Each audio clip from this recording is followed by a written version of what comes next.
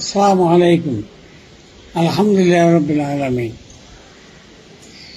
3 তারিখ ফেব্রুয়ারি উদ্যানের মধ্যে যে সমাবেশর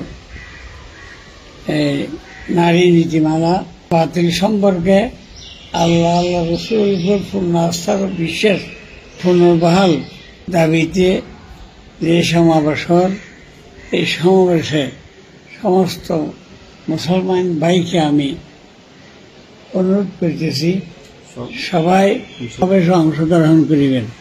এটা ইমানি দায়িত্ব, সবার উপর ইমানি দায়িত্ব। এই নারী নীতিমালা বাতিল এবং আল্লাহর উপর পূর্ণ আস্থা বিশ্বাস বহাল এটা সমস্ত মুসলমানের উপরে এটা দায়িত্ব হিসেবে, ইমানি দায়িত্ব হিসেবে সবাই অংশগ্রহণ করিবেন। এটা আমার অনুরোধ। আল্লাহ তাআলা সবাইকে তৌফিক দান করুন।